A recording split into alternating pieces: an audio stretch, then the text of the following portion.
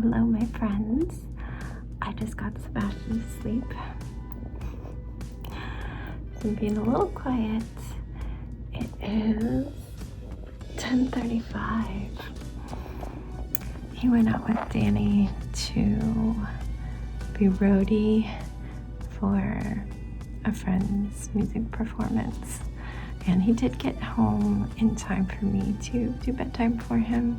Usually when they go out for these performances, I'm in bed when they get back. And I'm like, sorry, Danny, you gotta take it. But yeah, they got home at like 9:45 and I wasn't gonna get into bed that early. Even though it's nice when I get a little break from bedtime duties. But he did get to sleep pretty quick, and I've just been editing this video up to this point, but I haven't talked to you yet. It's just been a quiet day. I believe Danny is off all week, but we have school Monday and Tuesday, and I know I work at the school on Tuesday, but potentially Monday, so just gonna enjoy the weekend and just relax. I did decide to start a sweater with that clearance yarn I have, and I don't have much, and I can't get more unless I have it on the website, which I don't know. Usually it's a per store basis about the clearance, so they would probably have it full price even if they had it on the website.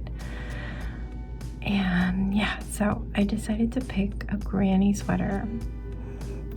Don't have a good track record with those, but I'm going with a pattern. You can purchase a PDF or you can watch a YouTube video. I assume she has it that way because she gets the ad revenue. So because I have such a stinky track record with actually liking granny sweaters, I decided to use the video. We have paid YouTube, so I don't see the ads, so it's fine. And she gets my little premium YouTube money that they give her for the views. And yeah, the video only shows size small, and I definitely don't want small. It's supposed to be a sport or DK weight yarn, which is much smaller, 2 sizes smaller than what I'm using. So I did a gauge swatch. I went down way lower in the needle size, the hook size, and got gauge is what it's called on the first try. That means you did a sample and you measured it, and it came out the same size as the designers. So in theory, your sweater should come out the same size. But I didn't want as much ease, as much roominess as she had, and I want to use that thicker yarn. So I really needed to bring it in. I needed an extra small, which is in the PDF file.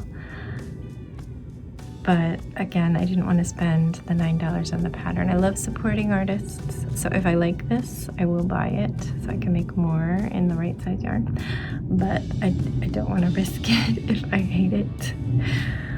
I did look at project pictures beforehand, and I mostly like them. That's like the first thing I do. It's like, if the average person does this sweater, what does it look like? And a lot of times that just turns me off of the pattern. The only thing I saw is it's a V-neck. Imagine this as a V-neck. But the rows of granny, which are supposed to be sideways or be horizontal straight, were kind of going like this. You see this stripe going like that? Because it was getting like pulled up to the V-neck. So I did see somebody did some longer stitches right here to try to stop that.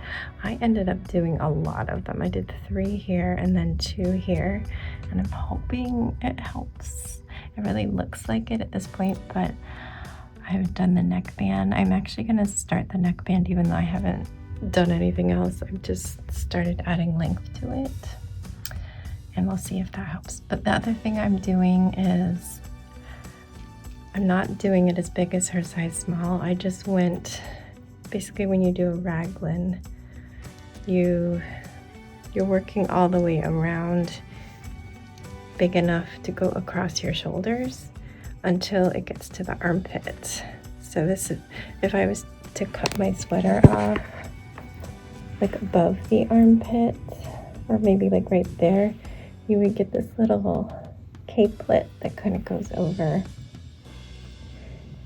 And then what you do is you have this little capelet with a hole for the arm. Imagine the arm isn't there.